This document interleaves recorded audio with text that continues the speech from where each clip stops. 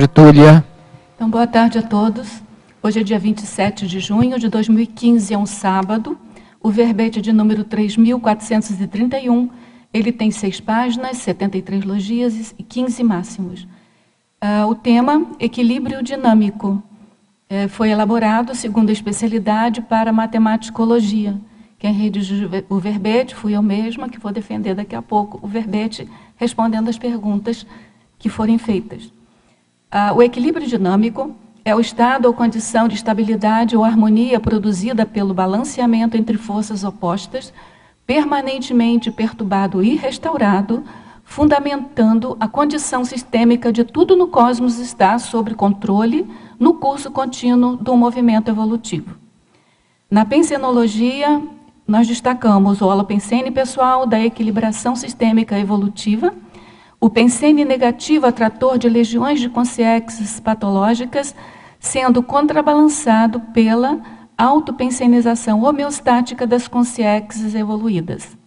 Na fatologia, o equilíbrio adaptativo, o reequilíbrio após qualquer perturbação do estado de equilíbrio, a harmonia como produto dos contrários, a impermanência das coisas, a aprendizagem com os erros e acertos, a atenção constante aos desvios da harmonia íntima, a novidade evolutiva, a desorganização da uniformidade, a pressão contra a inflexibilidade existencial, a assimetria da natureza, a força da gravidade sustentando o equilíbrio dinâmico da Terra, a liberdade vinculada à conciliação das interdependências. Na parafatologia, a autovivência do estado vibracional profilático, o dinamismo do prumo entre os chakras, a paramatematiologia, regendo a convergência dinâmica entre a atuação do paradireito e do paradever, o extrapolacionismo parapsíquico enquanto dinamizador da auto-paraperceptibilidade equilibrada, as sincronicidades evidenciando a orquestração entre consins, fatos e parafatos. O parafato de existirem planetas incapazes de prosseguirem em equilíbrio dinâmico até o merecimento da Reurbex. O domínio progressivo do paracérebro sobre os instintos enquanto fator de equilibração consciencial. A autoconvivência do equilíbrio intraconsciencial permanente nas comunexes evoluídas. O parafato de o cosmos estar amadurecendo, o equilíbrio dinâmico é inerente à estrutura fractal cósmica, onde as partes, que são as consciências, replicam recursivamente a dinâmica do todo, que é o cosmos. As centrais extrafísicas enquanto forças homeostáticas equilibradoras, a auto-mega cognição das consciências livres, mantendo o cosmos sob controle. Na argumentologia, nós destacamos os parágrafos equilibração, que pelos critérios da coerenciologia, importa, considerar 2 tipos de dinâmicas restauradoras do equilíbrio. Então, a gente dá 2 tipos de como é que se recompõe o equilíbrio. Contrapontologia, sob o enfoque da cosmovisiologia, nós citamos 20 exemplos. Eu digo 20 porque o 18 está repetido do 13, e aí eu optei por excluir aí o 18. Então, ficaram 20. Exemplos de contrapontos entre conceitos coexistentes da realidade duradoura, que é a extrafisicalidade, e ou transitória, que é a intrafisicalidade, criando alternância permanente entre consensos ou equilíbrios e discordâncias ou movimentos. E essa listagem está intitulada a partir de especialidades. E ainda chama a atenção do parágrafo reurbanologia, que, segundo a conscienciologia, nós levando em conta o inacabamento permanente da vida consciencial, a reurbanização extrafísica pressupõe 3 mecanismos principais de compensação promotoras da manutenção do equilíbrio dinâmico do cosmos. E aí eu cito as três principais compensações. E o último parágrafo, que é o do paramemoriologia, para chamar a atenção da importância da memória no desenvolvimento aí das nossas potencialidades gerais. Na remissiologia, eu destaco aqui o autodiscernimento dinâmico, autorrestauração imediata, dinâmica das complexidades, hermenêutica da evoluciologia, ilusão da regularidade. A teática da autocognição cosmoética faculta à consciência o manejo lúcido e sadio das energias imanentes do cosmos, condição necessária à manutenção do equilíbrio dinâmico evolutivo. Você compreende a condição de harmonia íntima enquanto peça basilar da manutenção do equilíbrio dinâmico cósmico? Tem investido nas reciclagens intraconscienciais a favor da autocognição cosmoética? Na bibliografia específica, eu contribuo aí com 5 fontes de referência. Agora nós vamos ler a mega-análise elaborada pela equipe da Enciclo Sapiens de mega-análise, que é constituída por Ana Rocha, Marilene Raganin e Socorro Frazão. Homeostase, restauração, estabilidade, cosmovisão, harmonia, impermanência, reurbanização, maturescência, pacifismofilia e para dever, para direito, polaridade, equalização, ponderação, autocognição, imperturbabilidade, intraconsciencialidade, para matematicologia, cosmoeticologia e evoluciologia. Bom, gente, hoje a gente vai contar aqui com o conscienciólogo e médico, né, o Marco Antônio Almeida, que vai nos atualizar sobre a saúde do professor Valdo Vieira, dando aí para nós um boletim médico do estado de saúde dele. Bem? Pessoal, boa tarde a todos. Boa tarde a todos. Estou aqui para que a gente possa equalizar a informação sobre a condição do estado de saúde do professor Valdo Vieira. Para que a gente tenha um breve resumo, um breve histórico do quadro, o professor Valdo se submeteu há 2 semanas, mais ou menos, a um processo de revascularização miocárdica, né? Isso aconteceu em São Paulo, e dentro do pós-operatório ele apresentou uma pneumonia, um evento infeccioso que é relativamente comum nesse tipo de situação. A pneumonia foi tratada, tá? Já teve 7 dias de antibiótico, foi tudo feito dentro dos protocolos. Então, há mais ou menos uma semana, ele veio aqui para Foz do Iguaçu, tá? A pedido dele, e estava se restabelecendo dentro da condição, então, do pós-operatório. Precisava de antibiótico, de oxigenoterapia contínua, estava fazendo o processo de fisioterapia dentro do nível de adesão que era conseguido ser feito, e, enfim, se constatou, então, derrame pleural, quer dizer, um acúmulo de líquido em 2 membranas que envolvem o pulmão, que a gente chama de pleura. Tá? Esse procedimento fez com que a gente fizesse uma nova hospitalização, isso já aqui em Foz do Iguaçu, e quinta-feira, então, foi retirado 1.500 ml de líquido, né, dessa pleura, dessa membrana que envolve o pulmão, isso à esquerda, certo? O procedimento, a condição de saúde, a evolução de saúde vinha favorável, até que na sexta-feira, né, na sexta-feira pela manhã, o que se observou foi que o professor Valdo não acordou, tá? Ou seja, ele estava dormindo e ele não acordou, não despertou como normalmente, né, deveria acontecer, não acordou para tomar os medicamentos. Isso chamou a atenção da equipe médica, foi feita uma tomografia e foi constatado que havia um entupimento no vaso, né, num dos vasos, numa das artérias do cérebro do professor Valdo. Ou seja, a gente chama isso de acidente vascular encefálico do tipo isquêmico. Tá? Isso fez com que a gente, então, procedesse imediatamente com a internação em UTI, em ambiente de terapia intensiva, e isso é o que até agora vem ocorrendo.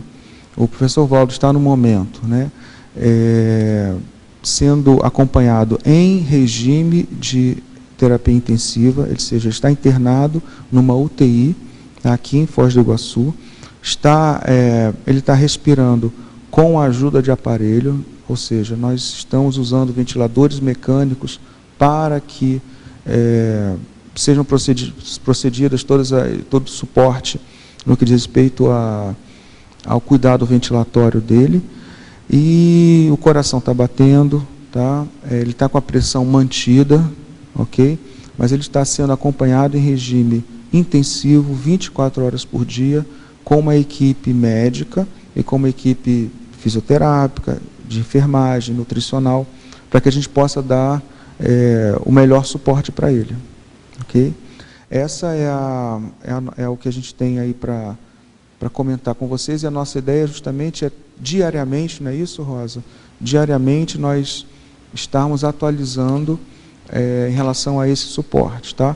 É um quadro que cursa justamente com esse coma, com essa condição desse rebaixamento de nível de consciência pelo local onde o entupimento, né, do vaso ocorre, tá certo? E justamente por conta disso a gente precisa continuar no acompanhamento dele. Tá? Vocês vão também colocar uma página no site da Tertúlia atualizada? Sim, a programação é isso. É a programação que a gente teve uma reunião, acho que é importante até comentar, nós tivemos, né, dentro do Círculo Mental Somático de hoje, nós tivemos uma reunião com toda a comunidade aí, convidada e participando, e uma das condições consensadas é justamente atualizar sobre o estado de saúde, né, não só com as vindas diárias na tertúlia, para que não haja desinformação e nem falta de informação nesse momento. É óbvio, todo mundo quer saber, todo mundo precisa ser informado, e além disso também a condição do site da tertúlia, né, vai vir com um boletim médico diário, ok? O que a gente pede é que as pessoas ajudem com as melhores energias, tá? Mas dentro do possível, contornando qualquer nível de comocionalismo, está todo mundo aqui bem engajado e imbuído dentro do espírito de ajudar com as energias, com as melhores energias, e a gente vai manter as informações necessárias para não ter nenhum desvio desse processo. Rosa vai falar aí. A gente, pelo tertuliário, né, pelas tertúlias, a gente agradece muito. Eu penso que esse tipo de tarefa de atualização, de informação aqui online é muito importante, né? E dentro aí do que você colocou, eu penso que esse é um momento de nós, conscienciólogos, colocarmos em prática realmente tudo o que o professor Valdo nos ensinou todos esses anos, não é verdade?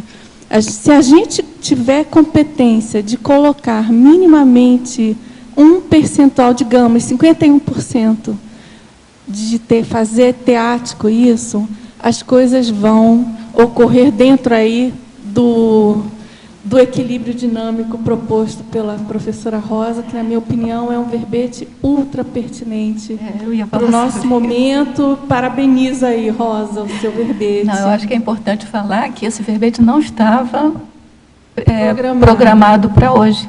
Foi, assim, de uma emergência que a gente teve que trocar. De quarta-feira para cá, né, Rosa? Foi, de quarta-feira para cá.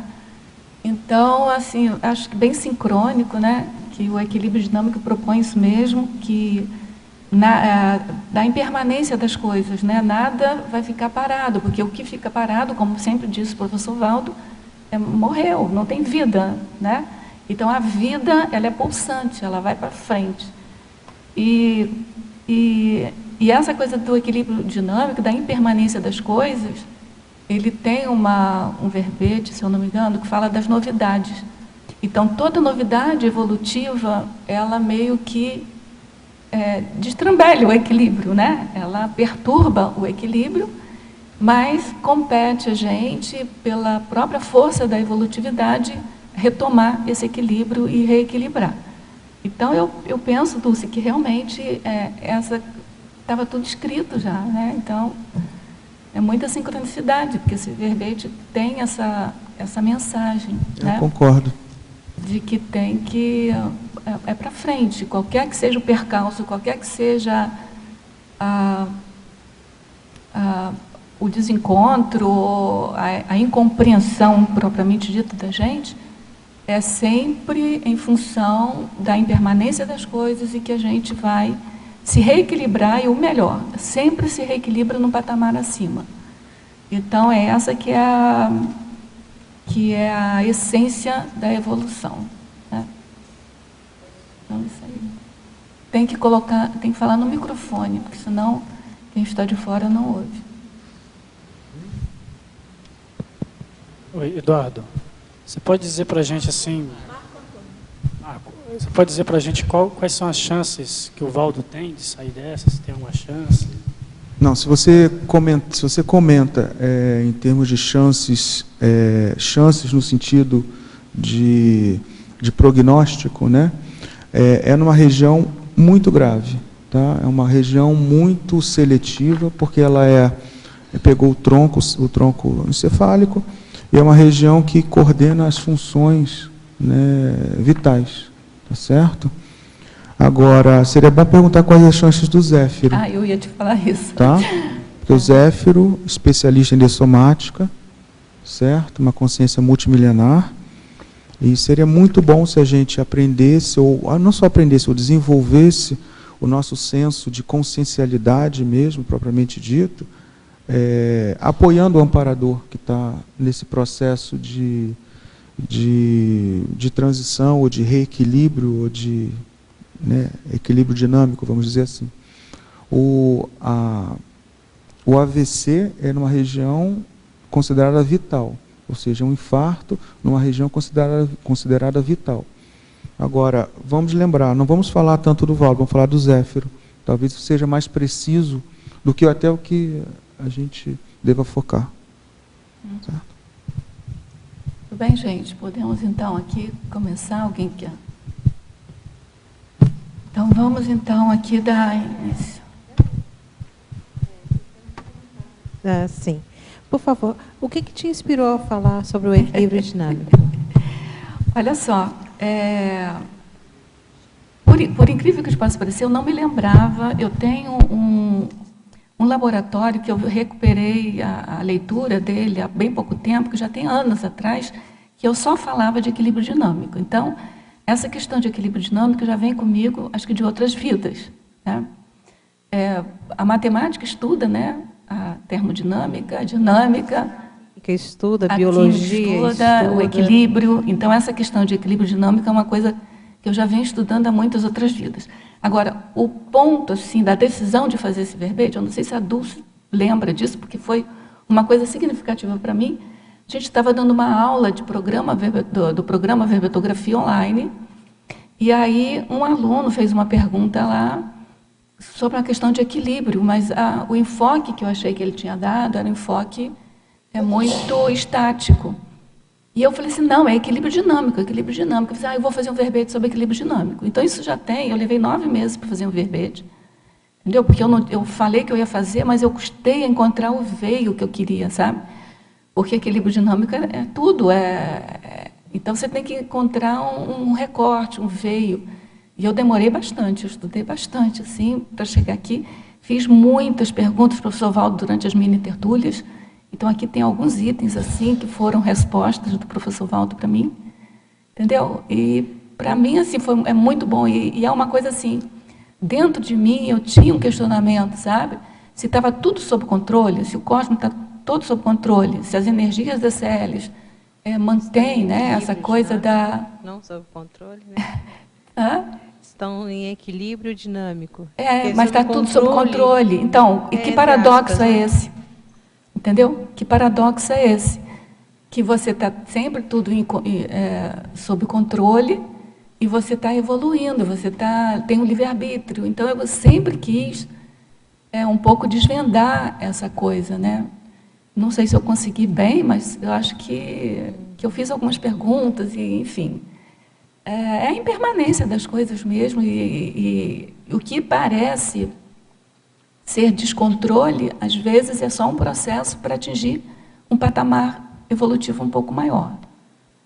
Entendeu? Então é isso que a gente tem que entender. O momento que você está vivendo agora, ele é um caótico, momento. cheio de informações. Ele é um momento, então, sabe, que te prepara para o momento seguinte do equilíbrio. Agora, é claro, não é você ficar passiva, é você ficar ativa nesse processo. Né? Você tem que ficar ativo nesse processo. Porque, senão... Né? O fluxo do cosmos, tem dois fluxos do cosmos, né? Isso o professor Valdo também sempre falava. O evolutivo e o antievolutivo. O que é gerenciado, o que é assim, controlado, entre aspas, mas é o que é movimentado, que é melhor falando, pelos amparadores, pela evoluciologia e pelos assediadores do outro lado. Então você está ali naquele fluxo, né? Você tem que sair da fronteira e pular para o lado do melhor. Né? Então, a vida é isso. Aí está o livre-arbítrio, né? Aí está o livre-arbítrio. Escolhas que a pessoa faz, da maturidade que ela atinge, ao fazer uma leitura de cenário. Mais ou menos isso? Com lucidez, discernimento, cognição, tudo, né? Certo? E o seu recorte assim, epistemológico para esse... O meu recorte qual foi? Foi de fazer o balanceamento entre forças opostas. Foi aí que eu peguei, que é um pouco filosófico até, né? Que já é discutido filosoficamente lá atrás, entendeu? Mas aí eu peguei esse viés e esse equilíbrio das forças opostas sendo o que está proposto de estar tudo sob controle. Então tudo sob controle não é que vai sair tudo muito bonitinho, muito gostosinho para a gente, mas é que para cada uma força, tem sempre uma força oposta. Então, para cada coisa, se você está do lado, né, menos sadio, vai ter sempre uma força sadia que vai propulsionar você para o equilíbrio. E se você está do lado sadio, você vai propulsionar aqueles que estão do lado do não sadio para o equilíbrio. Então, de qualquer maneira, você está propulsionando o equilíbrio, entendeu? Quem tem lucidez para isso. Eu fico pensando assim, na supervisão, né, ou numa supravisão do tema, pensar em equilíbrio dinâmico, nessa questão da homeostasia, ou num ponto de conforto que a pessoa possa, que a consciência possa atuar com mais lucidez e fazer suas escolhas. Isso. Seria mais ou menos isso? O professor Valdo fez um verbete que é zona de conforto. E, normalmente, é um senso comum dizer que zona de conforto é ruim. Normalmente, vem com aquele aspecto, aquela carga negativa, só que o verbete dele é neutro. Então, assim, para você evoluir, você tem que encontrar uma zona de conforto. Só não pode ficar parado nela, entendeu? E aí, essa zona de conforto a gente pode chamar de equilíbrio, né? Porque equilíbrio é uma coisa que... Porque mesmo se você estiver trabalhando com uma zona muito desconfortável, você está com a lei da sobrevivência. E aí você está no nível Você está precisando da adaptação do ambiente, né? Cerebral anterior da sobrevivência. Né? Você passa para o reptiliano, você passa para um outro aí você está precisando de se adaptar. Resposta, né? De estímulo-resposta muito bicho, né? Muito sem condição de reflexão mais profunda, porque você está na sobrevivência. Então, a evolução é um pouco isso também. Um pouco não. Você pode ler com esses olhos, né? Que é você ir mudando de zona de conforto cada vez mais produtiva, mais lúcida, mais cosmoética, mais, entendeu? Mega fraterna. Mas você tem que estar se sentindo bem ali. Mas aí, como o professor Valdo diz, tem sempre uma novidade evolutiva. Essa novidade evolutiva desmonta, desestabiliza aquela zona de conforto que você está. E aí você vai com o seu discernimento, com sua memória, com a sua cosmoética, com a cognição mega fraterna, paradireitológica, né? E do para-dever você vai alçando novos patamares evolutivos, que aí você entra numa zona de conforto. Tá certo? Ele sempre faz, eu não sei se vocês lembram, mas ele sempre fala daquela questão da escada, da síntese e da análise, que é um pouco isso também. Você está num patamar, aí você faz várias análises aqui, aí você faz uma síntese daquilo. E aí a síntese a gente vai entender aqui como um estado assim, de equilíbrio, de conforto. Aí você passa para o patamar acima. Chega aqui, você começa a fazer análise. Faz todas as análises possíveis. Aí você faz uma síntese, você passa para um patamar seguinte. Eu não sei se aqui tem alguém que já viu ele falando assim. É uma escada. Tá? Então você está numa análise, numa etapa de análise, aí você faz uma síntese e passa para o patamar seguinte. Isso também retrata essa questão do equilíbrio dinâmico. Né? Uma das perguntas que eu fiz numa tertúlia foi essa. Se a análise poderia ser considerada um movimento e a síntese pudesse ser considerada como o equilíbrio. E aí ele disse, não falou nem que sim nem que não, mas que a síntese, quanto mais evoluído, a síntese era mais intensa e mais forte. Então, uma pequena, assim, como se fosse uma síntese, era capaz de... Deixa eu ler aqui, porque eu não... Eu anotei isso aqui porque eu achei que era interessante.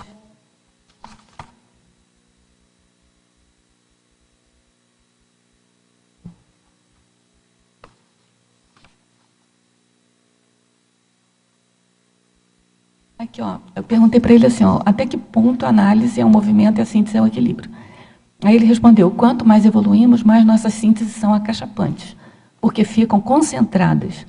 Uma síntese exige menos tempo e menos energia para você realizar as coisas. Entendeu? Então, eu entendi que ele não respondeu sim ou não, mas tem uma ideia aproximada dessa coisa da força, do equilíbrio, da realização do momento de síntese aí. Tudo bem, Érica? Podemos passar para frente? Eu não sei se alguém quer. Aqui, tem uma pergunta para a fatologia, né? Para o fato de existirem planetas incapazes de prosseguir em equilíbrio dinâmico até o conhecimento da Helbergs. Você podia comentar essa questão aí? Isso aí também foi uma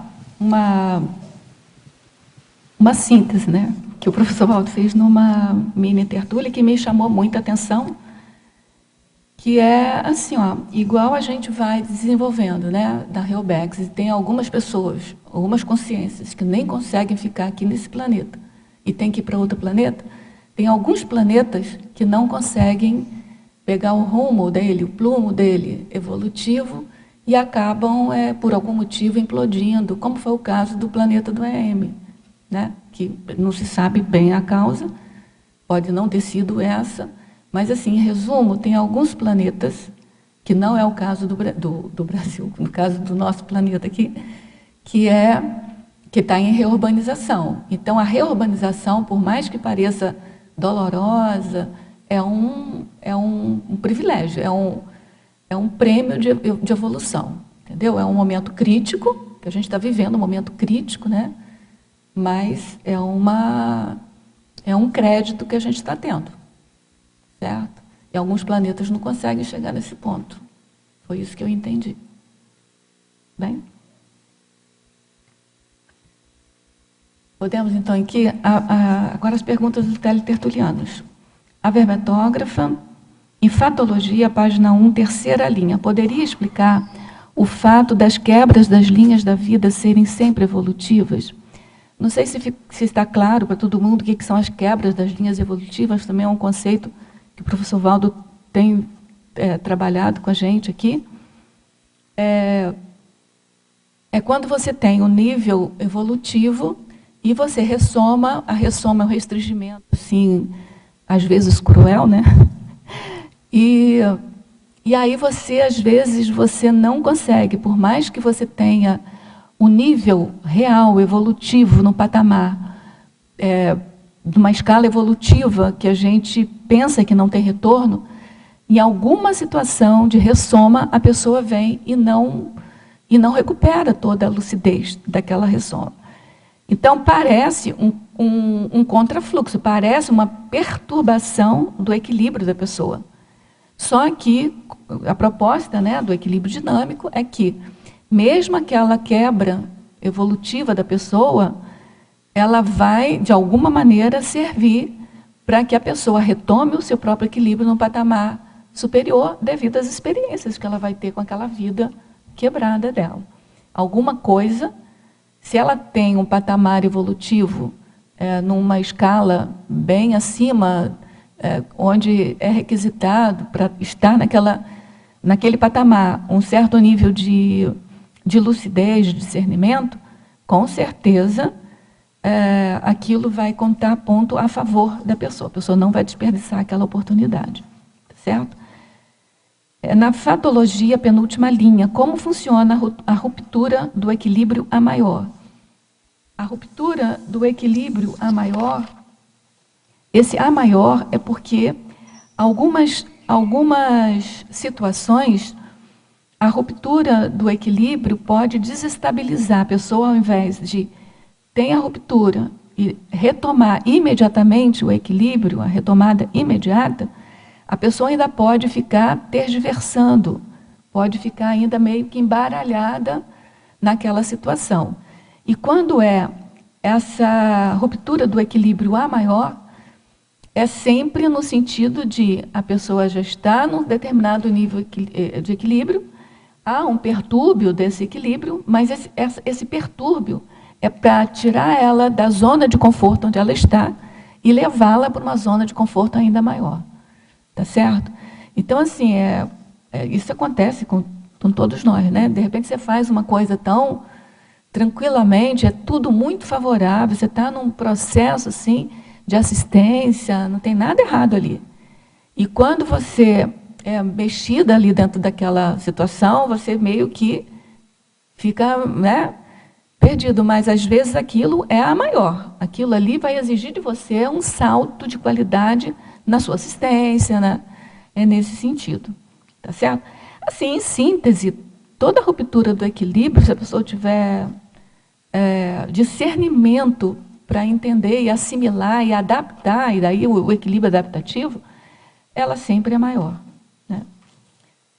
Fatologia, página 2, final da terceira linha, ao longo da escala evolutiva, a tendência é atuar cada vez mais com a equação taquirrítmica, fazer mais e melhor em menos tempo. Pois é, esse aí é o meu sonho de consumo. Né? Você pegar um patamar de taquirritmia que você consiga fazer tudo melhor, com mais eficiência e maior eficácia, com menos tempo. Essa é a dinâmica da taquirritmia. Né? É quase que uma omnipresença, uma omniconsciência, enfim, pensou, já está lá, essa coisa que a gente aprende, às vezes, no projeciologia, né? Que no extrafísico, o que você pensa, se você pensa em algum lugar, você já está lá. Isso é para as consciências mais evoluídas, né? Ou as consciências mais evoluídas. Então, essa taquirritmia, a tradução dela é fazer mais e melhor em menos tempo. E isso vai cada vez mais se complexificando, melhorando à medida que você vai alçando novos patamares da escala evolutiva. Para a fatologia, página 2, primeira linha. Como ocorre o dinamismo do prumo entre os chakras? Esse prumo que eu coloquei aqui é no sentido de equilíbrio entre os chakras, né? Assim, o chakra, a gente aqui tem que pensar na diferença entre o equilíbrio estático e o equilíbrio dinâmico. Se o chakra está totalmente paradinho ali, ele está em equilíbrio, só que está um equilíbrio estático e ruim, né? Equilíbrio que eu digo no sentido de nenhuma... Ele está parado, ele está equilibrado, quase morto, né? Então, não é isso que a gente está falando. Então, a gente está querendo que ele seja dinâmico e que todos eles sejam equilibrados entre si, e não adormecidos e nem um predominante sobre o outro, embora o mental soma sempre vai estar predominando, a melhor hipótese, né? É que o mental soma predomine sobre os demais chakras, mas é um predomínio sem prejuízo dos outros. É um prejuízo possibilitando, vamos chamar assim, o equilíbrio de todos eles, sincrônicos, num prumo, cada um na sua necessidade, na sua competência, tá certo? Então, por exemplo, os chakras inferiores, eles têm que estar equilibrados, eles têm que estar dinamicamente equilibrados. Mas os chakras superiores, eles podem e devem estar gerenciando, mas sem oprimir, sem restringir. Porque vai que a demanda é, por exemplo, do sexo chakra. E se a pessoa não trabalha isso, ela deixa de fazer a assistência na necessidade do equilíbrio emocional, afetivo. Eu acho que é mais do que isso, sabia? Assim, para você mesmo, assim, o que eu tive pensando sobre aquela técnica do perdão, que o professor Valdo sempre falava, em perdoar até o ano 3000, né? Quando eu fiz uma autorreflexão de 5 horas, eu botei a transafetividade. E aí uma das coisas assim que veio primeiro, as 2, 3 primeiras horas era só trabalhando chakras inferiores. Isso já me deu uma lição, assim, né? Não quer dizer que, quer dizer, claro que eu não sou serenona, então eu não estou totalmente equilibrada, nem no prumo aí mas também não sou uma pessoa tão desequilibrada assim, emocionalmente. Mas aí já me deu uma lição. Aí eu fui pesquisando mais, e aí o que eu entendi? Que essa coisa do perdão, sabe? É uma questão de cognição de inteligência, porque é para você liberar toda a sua cognição, sabe? Não ficar preso a nada, para você conseguir fazer coisas mais avançadas, sabe? Então, assim, tem uma coisa de cognição evolutiva aí, sabe? Na questão de você equilibrar todos os chakras inferiores. É claro que, em decorrência disso, você vai conseguir fazer assistência a pessoas necessitadas lá do sexo chakra. Entendeu? A zona de conforto, ela é integral. Né? Você não pode ter uma coisa que está a menor, que está capenga, se você não equilibrar todo o holochakra da pessoa. Pois inclusive então, o seu. Isso. Então, assim, tá com tudo funcionando, é isso. Né? Agora, mas assim, olha, o que eu vi nesse verbete é uma série de paradoxos, né? Então, assim, a gente trabalha evolutivamente para você ter o mental soma gerenciando todo o holossoma. Não é isso que a gente trabalha?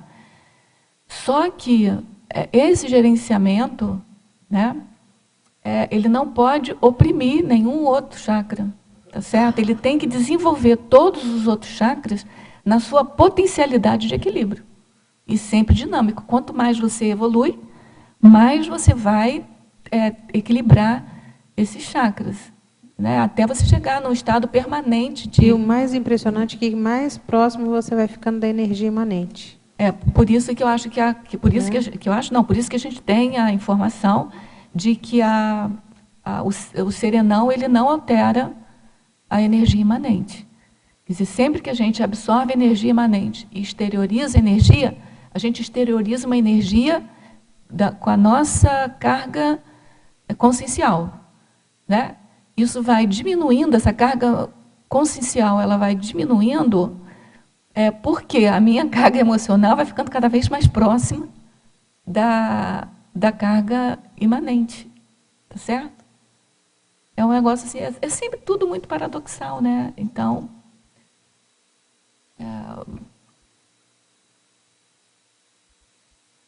Feito é que a gente vai abrindo mão de querer superentender, direcionar, e passa a ser muito mais está no fluxo do cosmos, está no fluxo do processo de doação, de fato, sem olhar quem. É o processo da TENEPS, né? Você doa e atende quem precisa, com o que é necessário para aquela consciência. Sem fazer acepção, sem fazer julgamento. Nesse momento, você é simplesmente um doador universal. E acabou o assunto. Agora vamos aqui a uma outra pergunta. Na paradoxologia, página 3, primeira linha, poderia expandir o paradoxo do equilíbrio instável? Ontem eu estava lendo esse paradoxo, na verdade é um paradoxo oximorônico, né?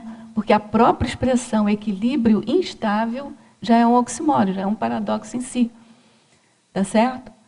Então, o equilíbrio, a gente entende que o equilíbrio é uma coisa que deveria ser estável, né? Mas tem o paradoxo, o conceito de equilíbrio instável. Então, qual é a diferença do equilíbrio estável do equilíbrio instável? Do ponto de vista aí físico, né? A gente tem duas figuras que vão mostrar a gente aqui. A gente pode considerar uma metáfora para a gente também. Então, assim, ó, o equilíbrio estável seria esse daqui, ó, não sei se dá para ver aí, que a bola está em estabilidade aqui, uma curva assim. Então, qualquer modificação que você fizer nela, ela volta para o seu ponto de equilíbrio.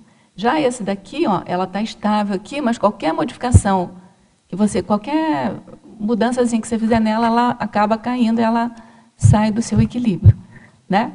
Então, a gente pode pensar na gente com relação a isso, né?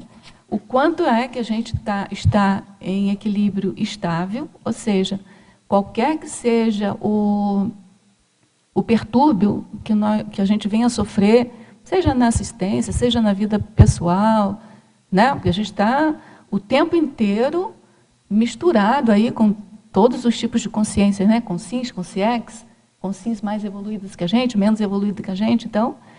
Então, o nosso equilíbrio é estável. Isso não quer dizer, gente, que é parado, tá certo? Que é fixado. Ele pode estar dinâmico, mas estável, tá certo? E o instável é aquele que você está muito equilibrada, mas pisou no seu pé, você cai. Entendeu? Então, é essa que é a condição. Quer falar alguma coisa, Marco?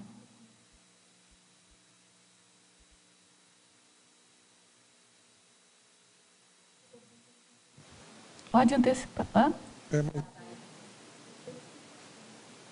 Ah, entendi. Agora que eu entendi. Tá, então essa pergunta aqui, ela está me informando aqui sobre o erro de digitação. Eu agradeço. Vem da Alemanha, bom, né? Porque do outro lado do mundo já prestando atenção aí no conforto da enciclopédia. E eu agradeço e eu vou ver depois com calma, tá bom? Então, deixa eu ver aqui, peraí.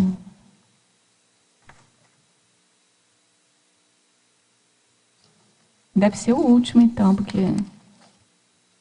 não, tem aqui, ó. Professora Rosa, mas aí eu passo para você. Poderia falar novamente sobre o que aconteceu com o professor Valdo? Aí outra. Então tem uma de Teresina, Piauí, do Tubarão, Santa Catarina. As duas pessoas. Poderia atualizar como está o professor Valdo? As duas atualizações. Bom, então repetindo a nossa informação que foi dada aqui no início da tertúlia, eu me chamo Marco Antônio, sou médico, sou pneumologista, faço parte da equipe que está prestando o auxílio médico, né, ao professor Valdo Vieira nessa internação. No momento ele está em regime intensivo de acompanhamento, quer dizer, ele está internado numa UTI aqui de Foz do Iguaçu. O diagnóstico é de um entupimento numa artéria que nutre o cérebro, né? Ou seja, a gente chama isso de AVC, um acidente vascular encefálico, do tipo isquêmico, quer dizer, é um trombo, um coágulo que acaba entupindo uma artéria do cérebro e provoca um infarto, né? Um infarto do cérebro. Ou seja, a pessoa perde a função cerebral específica àquela região que está infartada. Tá? O tronco, como a gente comentou, o tronco encefálico é a região acometida. Essa região é uma região que é responsável pelas funções vitais. Tá? Então, ele está precisando ser submetido, né, à ajuda de aparelhos. Ele está respondendo, ele está, na verdade, respondendo não, ele está está respirando com a ajuda de ventilação mecânica, está na UTI. No momento, os batimentos estão estáveis, a pressão está mantida, tá? Mas é um quadro de gravidade. Tá? Esse evento todo acontece depois de 2 semanas de uma revascularização miocárdica. A princípio, são fenômenos independentes, tá? A princípio. E é isso, a condição, no momento a gente vai prestar as informações assim diariamente, tanto aqui na tertúlia, quanto no site da tertúlia, né, com boletins diários. Ok?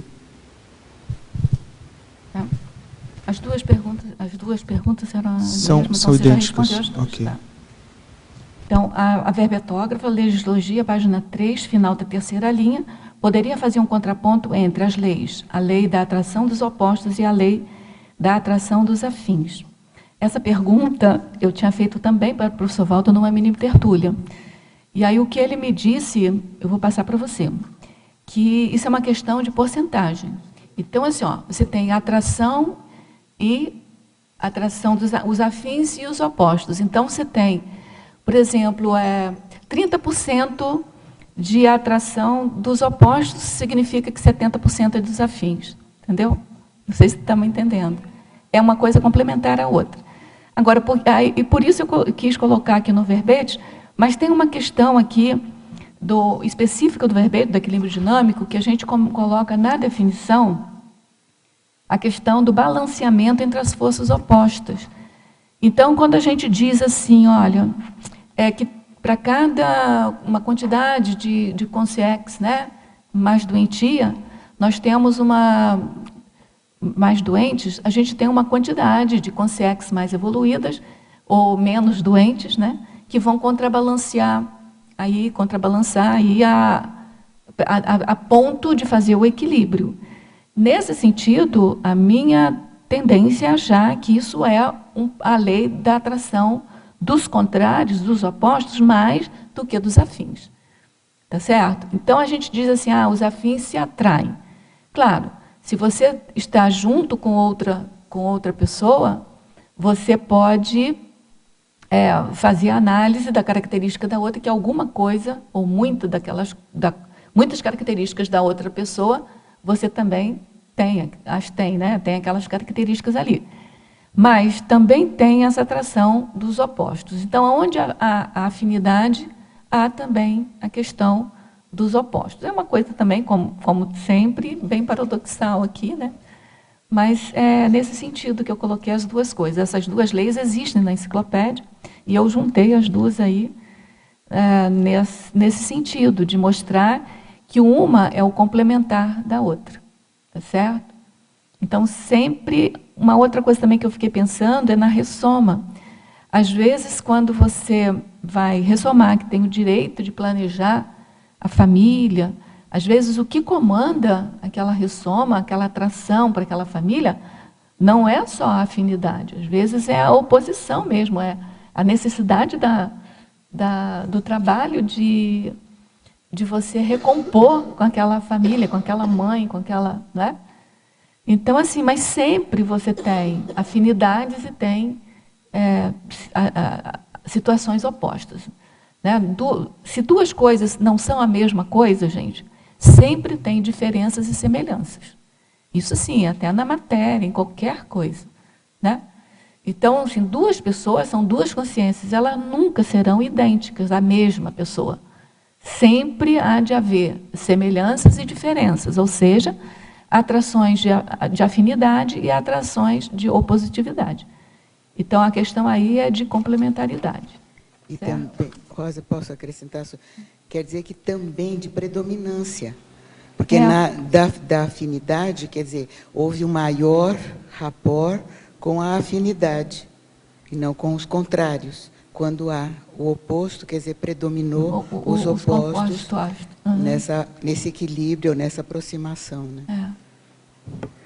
É certo, mas então o que o professor Valdo falou na resposta é isso mesmo, né? É de porcentagem aí, de afinidades ou de expulsão.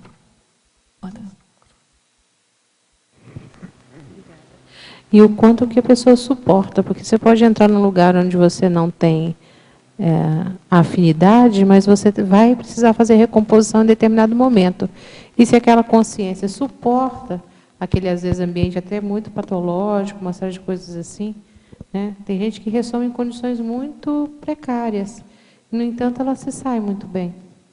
Ela consegue sair localizar um grupo evolutivo, fazer todo o esforço pelo exemplarismo e superar toda aquela situação mesológica com uma condição assim, que a princípio, você olhando, seria muito adversa. Sabe porque aquela lei de que ninguém perde ninguém? Ninguém perde ninguém. Então, assim, o que eu acho que explica, né, quando você reencontra alguém, você pode ter tido muita afinidade com aquela pessoa, então é a atração dos afins. Mas você pode ter tido muito problema com aquela pessoa e tem que recompor. Então é a atração dos opostos. Então, de qualquer modo, como a Pilar falou, é uma questão de predominância. Sempre vai ter uma coisa e outra, é uma questão de predominância, como o professor Waldo falou, de porcentagem, enfim. A porcentagem, na verdade, é a predominância, né? É a análise da predominância. Tá certo? Rosa, nessa linha, só para... É super interessante essa questão dos afins e dos opostos do ponto de vista assistencial, né? Porque, assim, a afinidade, os afins, no caso da afinidade, é você ter relação com a pessoa por pontos em comum. E isso te abre a possibilidade de você ver o oposto, que é a característica diferente do outro, e você aprender com o diferente. Isso. Então, o paradoxo do afim e do oposto na mesma pessoa. Na mesma pessoa. Na mesma relação, né? Exatamente. Eu ia salientar essa parte do aprendizado, que nós apresentamos sempre, aprendemos, às vezes, com mais facilidade, quando nós entendemos os contrapontos, quando aquilo nos chama a atenção pelo lado contrário. Não pelo que... pela diferença e não pela semelhança, pela né? diferença. Eu também concordo que se tudo fosse igual, a gente não... Né? Se tudo fosse pintado de azul, a gente não identificaria o azul. Outras cores. A gente só aprende o azul, a diferença do azul para o amarelo, quando a gente compara que um é diferente do outro. Né? Mas eu sempre ensinava isso para as pessoas. Aqui você tem uma caneta azul e uma caneta amarela. Aonde que tá? Elas são diferentes as cores, mas aonde que está a diferença? Está nessa ou nessa? Não está. Está na sua relação mental. Então, é isso aí, né? Entre qualquer duas coisas do cosmos, consciência, consim, consciex, consim, coisas, matéria, sempre tem diferenças. Então, o aprendizado está nessa relação, né? Então, não sei se pode falar. Página 3, você colocou o modelo piagetiano do desenvolvimento cognitivo, embasado no ciclo de desequilíbrio, adaptação e equilíbrio. Eu estava pensando assim, em relação por exemplo, assim, o professor, né, ter noção disso, mas também o assistente, em relação à assistência que está fazendo, de entender que que esse reequilíbrio envolve um desequilíbrio, mas até que ponto fazer o desequilíbrio, assim, promover o desequilíbrio, até onde começar a puxar para o lado do reequilíbrio, né, para que tenha um movimento mais para estável do que perca, assim, na harmonia. Como que você vê isso? Esse desequilíbrio aí é desequilíbrio cognitivo rápido, né? Porque senão a pessoa não fica lá toda desequilibrada, não. Mas assim, a ideia qual é? É de toda informação que você passa para alguém, a Tales, por exemplo, qualquer informação que você passa para alguém, aquela informação, se é novidade para a pessoa tem que ficar desequilibrada, senão ela não ouviu, não entende, sabe? Ela não... tem que causar algum tipo de impacto, né? E aí aquilo, o que é desequilíbrio no caso? É que ela tem que parar um minuto, sei lá quanto tempo, né, dependendo da pessoa, para coordenar tudo que ela já conhecia com aquela nova informação. Isso é o desequilíbrio, né? Até que ela acomoda tudo aquilo, ela consegue organizar aquilo dentro da cabeça e aí passa para um novo ponto de equilíbrio. Então, eu acho que para o professor, isso é uma teoria, né, do Piaget, não é a única que existe, teoria da aprendizagem, mas, assim, é uma teoria que tem funcionado, que tem explicado alguma coisa, tá certo? Então, tem, por exemplo, pessoas que trabalham, por exemplo, eu trabalhei muito tempo com trabalho de grupo, e eu trabalhava segundo um pouco dessa orientação, porque eu levava o material para o grupo ler em conjunto. Então, aquilo, cada um lia, mas descentrava, né? Colocava para o grupo, cada um colocava as suas dificuldades para o grupo. Aí discutiam aquilo, então, naquele momento, era da descentralização era um processo assim, meio de desequilíbrio, né? Depois cada um tinha que fazer separado, sozinho, a sua própria adaptação com aquela nova, né, para chegar no aprendizado. Então, acho que eu gosto dessa teoria porque explica para mim.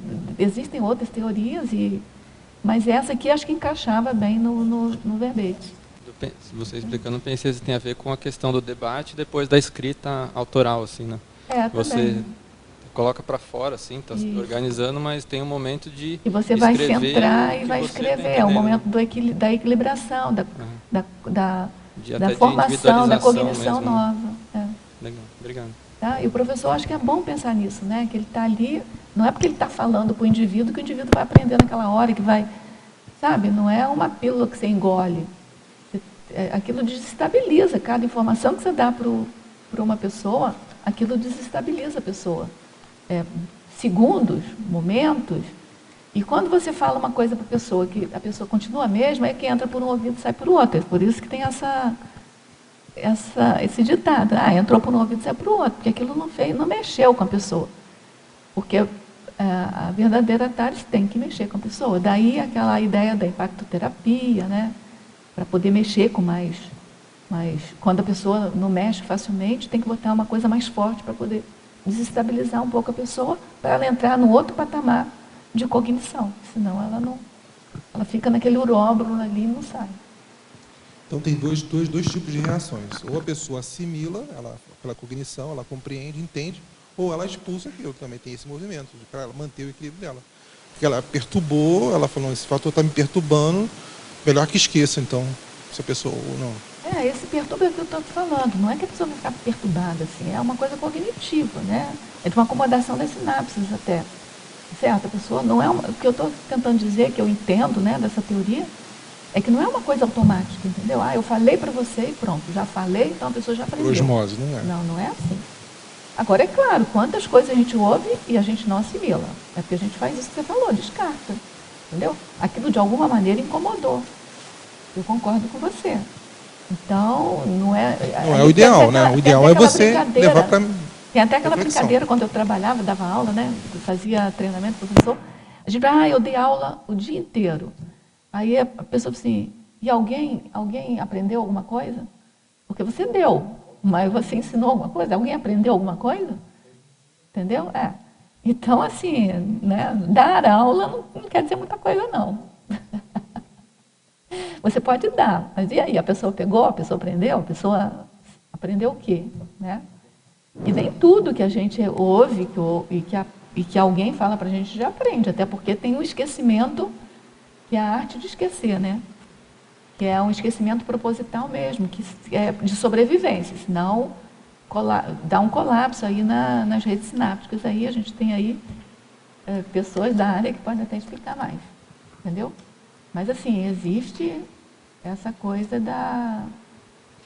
do esquecimento, que é um descarte, assim, de salvaguarda mesmo, sabe? De proteção, e não de rechaço, de salvaguarda.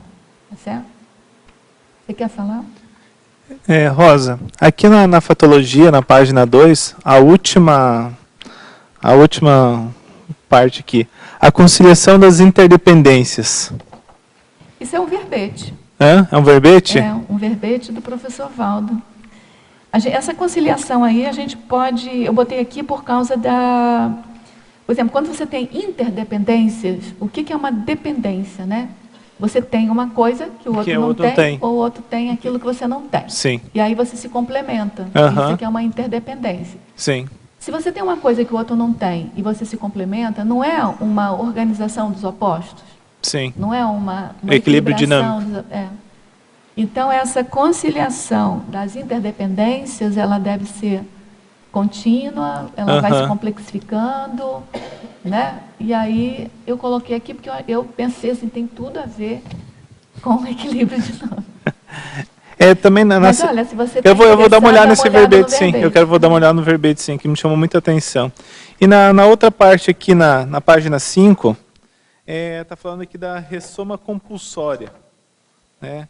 Como que seria essa questão desse restringimento? Eu acho que você falou um pouco agora na sequência aqui. Esse item aqui da reurbanologia, se você é um resumo do que eu aprendi com a leitura do Homo Sapiens Reurbanizados, né, que é aquele tratado. Sim, então, sim. Isso aqui é um resumo do resumo do resumo. E eu peguei assim as três principais veios, né, os três principais veios que me reportavam, fazia alguma conexão com o tema do equilíbrio dinâmico. Então, assim, para a gente falar da compulsória, o ideal seria repassar um pouco os três, né? Então, assim, até onde eu entendi que está escrito lá no Homo Sapiens Reurbanizados, é que esse grande movimento da reurbanização, ele foi feito nesses três eixos. As consciex, né, que estavam no extrafísico há muito tempo até, algumas até na paratrosfera, mas que tinham uma possibilidade assim de serem alçadas dali, dar um banho de loja, né, conscienciológico, cadê a nossa amiga que fez o verbete? E levar para o curso intermissivo e ter uma ressoma assim, onde ele resgatasse a evolução. A gente foi lá, fomos nós, né, lá para o curso intermissivo. Aí tinha algumas que não adiantava fazer muito isso, que não nesse planeta aqui, não teria oportunidade para elas de retomarem o fluxo evolutivo delas, sabe, é problema de cognição. Então essas foram transmigradas. Mas a maioria absoluta, eu estou falando que a gente viu lá no Homo Sapiens Reurbanizados, ele veio ressomado compulsório. O que significa isso? Não foi perguntado se queria ou não teve a oportunidade de escolher família, sabe? Não teve curso intermissivo. Agora vai a sua vez, está na fila. Eu não sei se tiveram algum tipo de tratamento, com certeza tiveram aquele momento ali da pré-ressoma, né? Que normalmente tem essas equipes da pré-ressoma que dão ali os 9 meses praticamente, né? Mas é um tratamento que se faz naquela consciência que vai ressomar. É uma possibilidade, né? Que ela já está restrita ali, mas ainda não está ativa aqui na vida intrafísica. Então, são 9 meses, e se a consciência tiver bastante necessidade, é uma oportunidade, né, de ser um pouco mais tratada. Então, é nesse sentido, sabe? A compulsória aqui é compulsória mesmo, no sentido de não ter escolha. Sua vez vai, está na fila, vai... E aí é uma coisa assim, é uma intrusão, um corte do livre-arbítrio. Essas consciências não tinham mais livre-arbítrio, né? Eu não sei se você acompanhou aqui, mas tem uma explicação, aí eu vou falar de novo do professor Valdo, que ele fazia, que era bem didático para a gente entender. Então, assim, vou até desenhar aqui. Assim, se você tivesse aqui, num momento onde tivesse faltando cosmoética, faltando lucidez, o seu livre-arbítrio diminuiria e você caía aqui no determinismo. Na medida em que você caía no determinismo, porque nada é permanente, né? Nós temos a impermanência das coisas. Então, mesmo você estando naquele determinismo, alguma coisa te acontece, você tem uma perda, alguma coisa te acontece que você começa a se despertar para a questão mais cosmoética, mais de fraternidade, uma mínima coisa que seja, você já vai abrindo o seu livre-arbítrio. E aí você tem um parênteses patológico, fecha o livre-arbítrio de novo. E aí depois abre o livre-arbítrio de novo. Então, a tendência é que, à medida que for passando, esse livre-arbítrio vai ficando cada vez melhor e esse determinismo vai ficando cada vez menos agressivo, né? Menos atuante aqui. É certo? Mas, então, é por aí. Mas, obrigado. Rosa, você pode responder aqui. Você tinha comentado sobre a dependência, né, e a interdependência. Aí, você tinha falado que a dependência é quando você tem algo que o outro não tem. Você pode repetir essa explicação? Olha, eu vou... Deixa eu te colocar aqui a definição correta do professor Valdo. Tá. como é que é o item mesmo? Conciliação. Eu vou te dizer o que eu falei, tá? Mas eu vou ler a definição correta primeiro. Porque o que eu te falei foi uma interpretação minha aqui.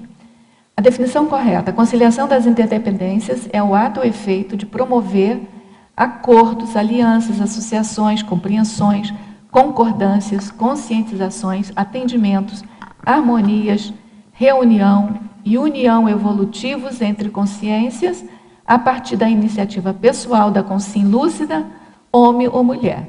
Ele está falando da conciliação das interdependências. O que eu te falei é a interpretação que eu tenho do que é uma interdependência. Assim, a palavra dependência, se eu estou dependendo de alguém, é porque aquele alguém tem alguma coisa que eu não tenho. E ela está me suprindo aquilo. Senão eu não estava dependendo dela. Tá certo? Se eu fosse autossuficiente, eu não estava dependendo dela. Tá? No caso aqui, a gente aprende na Conscienciologia que a dependência é uma coisa patológica, né? Que a gente tem que ter autossuficiência de tudo, evolutiva, energética, parará. Por outro lado, a independência é um mito, tá certo? Que ninguém vive isolado, independente. Então, o que a gente tem de fato aqui são as interdependências, tá certo? Então, assim, suprir o que a gente não tem? Mas assim, a interdependência, a conciliação das interdependências, aí vai ser as associações que a gente vai fazer, a maior, né? As compreensões, as concordâncias, as conscientizações, mas é sempre alguma coisa que o outro tem que você não tem, que você vai aprendendo com o outro. Então, a interdependência... Oi? É uma relação de troca sempre, de reciprocidade, né? Porque a independência absoluta é um mito e a dependência absoluta é uma patologia. Então a interdependência é que o terceiro viés aí então, que é a solução. Ela caminha com... É o caminho do meio. É o equilíbrio dinâmico, né? É o equilíbrio dinâmico, é o caminho do meio, entendeu? Tá. Obrigado. Na página 2, em efeitologia, o efeito do perdão e da punição no equilíbrio dinâmico policármico. Poderia dar uma explanada? Pois é, o equilíbrio dinâmico a gente está considerando como a conciliação dos opostos, né? Que na definição aqui, no balanceamento entre as forças opostas. O perdão e o... Cadê o efeito aqui? E da punição, né? O perdão e a punição, eles são funções, são ações opostas, né? Ou você perdoa, ou você pune. Mas não quer dizer que uma das duas é melhor do que a outra. Há casos que você tem que punir, há casos que você tem que perdoar e não punir. E às vezes a punição, às vezes, é seguida do perdão, enfim. O que a gente está falando é que em qualquer uma das duas sempre vai haver uma interferência nessa condição do reequilíbrio depois, tá certo? Então, se teve necessidade de você perdoar, é porque tinha um desequilíbrio ali antes. Então, o perdão pode equilibrar. Se teve necessidade de você punir, também tinha um desequilíbrio qualquer ali. Então, a punição, mesmo que não venha seguido necessariamente do equilíbrio, mas ela prepara o caminho para o equilíbrio. Entendeu? Então, assim, na minha opinião, são duas coisas, que são duas forças opostas, né? Mas que as duas são opostas, mas elas se conjugam aí e se alternam a favor do equilíbrio dinâmico. Certo? Isso me lembra a questão da cosmoética destrutiva e também aquele fator que não é porque eu perdoei que eu esqueci. E não é porque eu puni que eu estou sendo sacana, vamos dizer assim. Mas aí não é, quando você fala assim, não é porque eu perdoei que eu esqueci, Às vezes você não perdoa ainda Não, também. não. Né? É porque uma coisa é você perdoar e outra coisa é você achar que para isso você tem que esquecer, Não, você perder não, a memória. A memória ela é tá parte ali. da construção que te permite aprender com determinadas situações. E se vai haver imputação de penalidades ou de qualquer outra coisa assim, é uma outra história, onde se isso for o mais adequado, ele deve ser usado. Porque se essa for a forma de fazer atares, pensa, se às vezes você sempre libera uma pessoa que comete o mesmo erro, e você diz a ela que então você não perdoa. Aquilo para ela já é uma punição, vamos dizer assim, certo? Ela pode, num primeiro momento, não entender, mas ela vai conseguir reter na memória que aquele padrão de conduta não é o mais adequado, por exemplo. Mas você sabe qual é a maior punição que o professor Valdo já falou para a gente aqui na mini tertúlia? É a autocognição do erro que você tem, a autocognição da sua própria autoconsciencialidade. É a maior punição que a gente pode ter, mas é verdade. Entendeu? Entendeu? Então, a autocognição no sentido assim, de você compreender de fato aquele teu momento. E de fato, né? Você queria falar. Oi. Rosa, na fatologia, na primeira linha, você coloca a pressão contra a inflexibilidade existencial. Então, esse item aí, ele está conjugado com alguns itens anteriores, né? Eu percebi isso, sim. Você percebeu isso? Então, atenção constante aos desvios da harmonia íntima, na página anterior. A novidade evolutiva, que é uma expressão até que o professor Valdo usa, que essa novidade evolutiva, ela tira você do seu equilíbrio momentaneamente. Aí tem a desorganização da uniformidade. Então, isso é por causa da perfectibilidade das coisas, né? Da impermanência das coisas. Tudo é perfectível, ou seja, tudo pode ser aperfeiçoado. Então, assim, a desorganização da uniformidade, ela vem pela novidade evolutiva. Você tem uma novidade evolutiva, você tem uma desorganização da uniformidade, né? Aquela coisa toda certinha. Você desmonta aquilo. E essa desorganização da uniformidade é uma pressão. A própria vida faz uma pressão para você sair da inflexibilidade existencial. A inflexibilidade existencial aqui é aquela coisa mais rígida, de você não querer mudar, de você querer ficar sempre igual, pensando sempre igual, a respeito de si próprio, de todo mundo. Seria uma rigidez pensênica, essa inflexibilidade. É uma rigidez pensênica também, mas não é só isso, né? Uma inflexibilidade existencial até a própria manifestação como um todo, né? Tá. É claro que tem sempre uma pensanidade por trás. Mas assim, esse aqui foi para mim foi assim o fecho de por que existe essa novidade, por que a novidade evolutiva ela desorganiza a uniformidade, entendeu? Para que isso, né? Por que não seria tão bom, né, se a gente deitasse e não tivesse problema nenhum, né? Mas por que isso? Porque tem que fazer uma pressãozinha contra a inflexibilidade existencial. E aí vem o item seguinte, né, que é o bem-estar construído diariamente, que a gente tem que construir diariamente. E aí vem o equilíbrio dinâmico da maturescência da personalidade consciencial.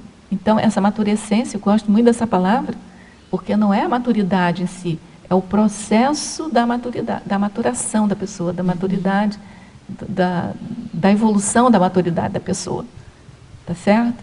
Então, assim, se o equilíbrio dinâmico é você permanecer em equilíbrio, mas qualquer desequilíbrio, qualquer perturbação, você reencontrar o equilíbrio novamente, então é preciso que haja essa desorganização da uniformização, sabe? É preciso que antes haja uma novidade evolutiva qualquer, a gente está pressupondo melhora, né?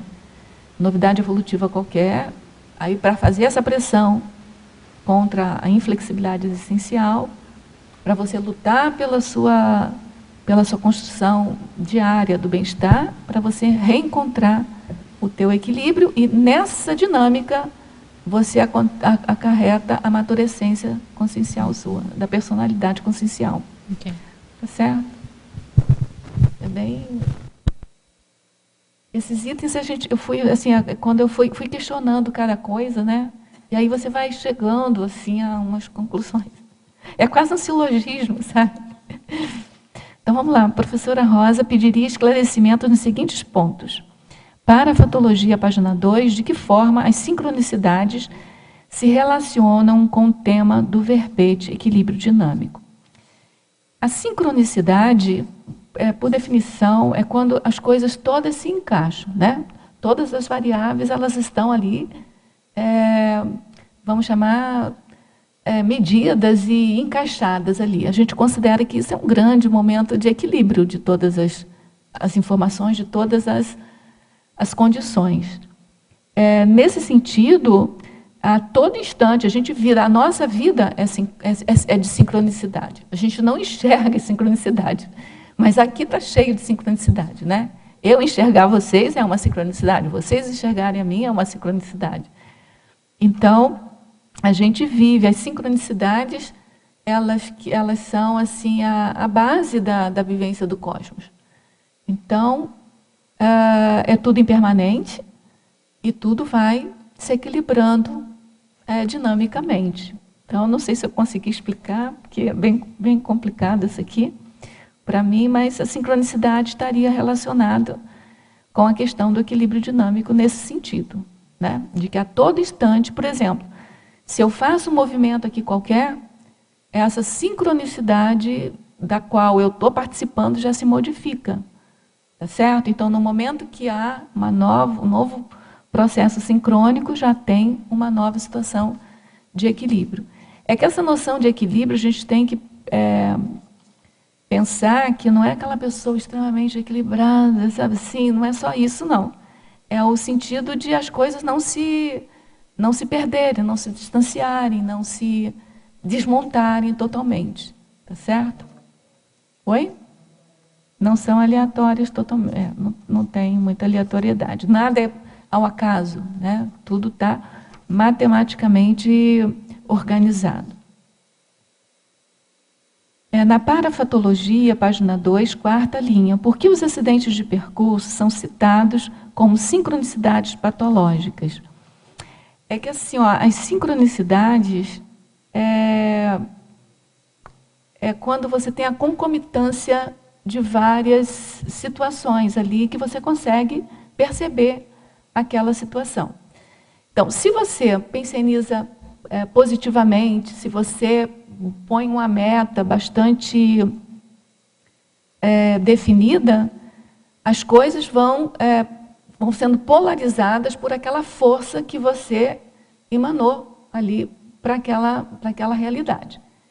Por outro lado, se você tem uma patopensenidade, a força que vai ser emanada de você vai ser uma força ectópica. E essa ectopia vai acabar criando determinado tipo de sincronicidade, porque ela vai atrair as energias, né, para aquela força. Aquela força vai ser atratora, mas vai ser atratora de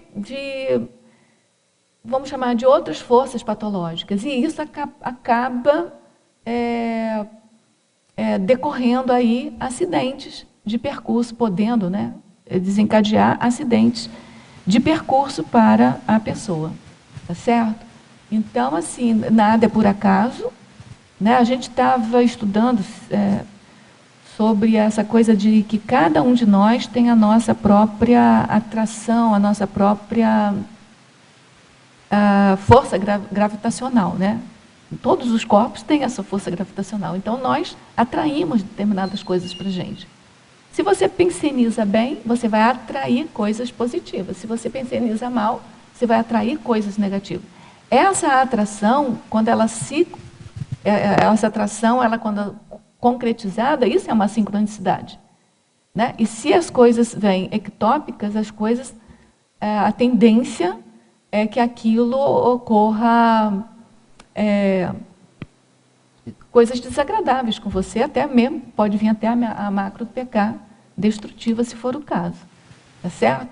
Eu penso que tudo isso está gerenciado por uma outra grande força maior, uma outra grande vamos chamar gravidade, né, maior aí, que coordena todos os corpos, né, todas as matérias que estão aqui, vamos chamar, soltas no cosmos. E faz parte desse equilíbrio dinâmico do cosmos, a cada situação negativa, existirem forças muito mais positivas que atraem. Então, você, com uma patopensenidade, atrai uma quantidade enorme de outras situações patológicas. Mas existe no universo, não existe só você, né? Então, quem é que você atrai? Você atrai coisas e situações e outras consciências que têm forças, às vezes, até menores do que você, ou mesmo que tenha maiores, mas são concordantes com você. Mas existe uma outra quantidade de consciências, de outras coisas mais positivas, que muitas vezes têm forças positivas maiores do que a sua. Então, aquilo contrabalança. E, às vezes, é nesse contrabalanço aí que acontecem os acidentes. É como se fosse uma forma de resolver o problema. É uma solução para resolver o problema. Então, muitas vezes, o acidente não é patológico, claro, a gente não quer acidente, mas é uma forma encontrada pela natureza aí de resolver a situação. Rosa, a gente pode dizer, então, que a consciência, para evoluir, ela precisa do desequilíbrio em certo nível? Eu penso que sim. Esse desequilíbrio, eu quero deixar bem claro, gente, não é aquele desequilíbrio de ficar... Sim. Né? Mas ela assim, eu chamo de desequilíbrio cognitivo, sabe? Assim, se você continuar pensando só o que você está pensando agora, em equilíbrio, esse equilíbrio vira estático, entendeu? Então, alguém tem que te trazer uma nova informação, seja lá de como vem essa informação, para você começar a pensar diferente. É isso que eu chamo de desequilíbrio. Entendeu? E aí sim, esse desequilíbrio vai te fazer raciocinar, pensar e você vai se reequilibrar no ponto seguinte. Eu estava pensando assim, por exemplo, o desequilíbrio de uma CL é diferente do nosso. Né? Com certeza. Mas tem um desequilíbrio. A gente poderia eu penso também que que deva ter, né? Eu acho que cada coisa do cosmos, a gente não deixa as CL se sossegarem, entendeu? Eu fico pensando assim, que a gente não tem a interdependência. Sim. Então, a CL ela não vive sozinha no cosmos. Mesmo que ela tenha força para comandar aí a gravidade do cosmos e tal, que é uma hipótese, mas assim, ela depende da gente. Então, cada uma mexida que a gente der, cada uma esperneada que a gente der, mexe com todo o cosmos. Entendeu? Por isso é que é impermanência. Eu acho que a gente não consegue ficar permanente, assim. A gente pode não ter consciência disso. Mas eu acho que até a CL, porque a CL não está sozinha no cosmos, entendeu? Eu não estou dizendo que seja por ela própria. Não sei, eu não tenho noção. Eu não tenho noção da cognição da CL. Não tenho, entendeu? Mas mesmo, independente de eu saber qual é a cognição da CL, se ela está interdependente com esse cosmos aqui, né? Qualquer movimentação que a gente faça interfere. Entendeu? Rosa, eu estive pensando nesse modelo que você estava falando, uma variável é o livre-arbítrio, né? Porque você falou das forças, né? de equilíbrio que estão se direcionando. Mas como a consciência a todo momento pode, pelo livre-arbítrio, ela pode mudar a sua direção em relação ao fluxo, né? As forças que ela está atuando, modifica todas as forças também, não é? Tem forças, sim, né? Sim. Você falou que tem uma patopensenidade, tem uma força contrária de pensenidade positiva, atraindo, né? A questão aí para anular, para entrar em equilíbrio. Mas aí também, né, nesse modelo, não sei como se desenharia isso, mas também teria que pensar no livre-arbítrio, que é a motivação que também muda de instante para instante. Então, ela seria mais uma variável dentro deste modelo que você está propondo. Eu concordo com você. Concordo com você. Então, vamos lá. Contrapontologia, no item, página 4, item 5, cronologia, que significa tempo consciencial erradio. Aqui a gente está fazendo um contraponto, no item 5, né? A gente está fazendo um contraponto entre o tempo cronológico ordenado e o tempo consciencial erradio. O tempo cronológico ordenado, o que a gente quer dizer aqui? Esse tempo do relógio, né? Por exemplo, os dias, eles se sucedem às noites se sucedem aos dias, né? E vai assim, não tem 2 dias juntos, tem uma ordem, tem uma cronologia, tá certo? Um evento que acontece, um evento visível, né? A olho nu, não estou falando da física quântica não, tá, gente? Um evento que a gente consiga controlar e observar num momento determinado daqui a pouco tem um outro evento, a gente consegue ordenar. Isso veio antes daquilo. A mini tertúlia, em geral, era antes da tertúlia. Né? O almoço era antes da tertúlia. Depois da tertúlia tem o debate lá. Então, a gente consegue ordenar. É uma ordenação cronológica. O tempo consciencial erradio, que a gente coloca aqui, essa expressão também é do professor Valdo, que eu tenho até na referência aqui bibliográfica, aqui, que é dos entas teáticas. O que significa isso? É que a consciência, ela tem o tempo dela. Então, ela vai evoluindo entre acertos e erros. Ela vai evoluindo entre cognições e retrocessos, sabe? Em sucessos e retrocessos. Então, o tempo consciencial dela não é organizado, não é linear igual ao tempo cronológico. Ele é um tempo mais erradio. Não quer dizer erradio de errado, é erradio de não ser linear, não ser ordenado do ponto de vista da cronologia intrafísica nossa de tempo. É nesse sentido. Tá certo? Então, a gente tem que ter um pouco de paciência com o nosso tempo consciencial, mas, ao mesmo tempo, não ser autoperdoador. Né? Tem que trabalhar para a gente sair sempre dessa situação aí de retrocessos. Então, na Pensenologia, página 1, terceira linha, poderia discorrer a respeito do pensene negativo atrator de legiões de consciência patológicas sendo contrabalançado pela autopensenização homeostática das consciências evoluídas?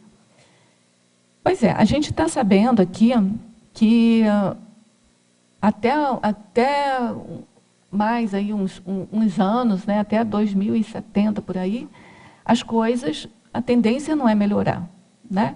E por que o planeta não implode? É porque tem algumas consciências, algumas consciências, algumas consciências, né, que contrabalançam de alguma maneira essa patologia. Então, quando a gente diz que está tudo sob controle, não é que está tudo muito vigiado, mas a gente tem livre-arbítrio, né, como foi falado. Só que existem essas forças. É uma coisa assim, quase que um tactismo energossomático, sabe? Então, está precisando de uma energia. Sabe aquela coisa do nível de água, assim, que você coloca um pote, assim, a água tenta se nivelar, a energia tenta se nivelar também. O calor, por exemplo, o calor tenta se nivelar. Então, é mais ou menos alguma coisa nesse sentido. Fala no microfone. No microfone.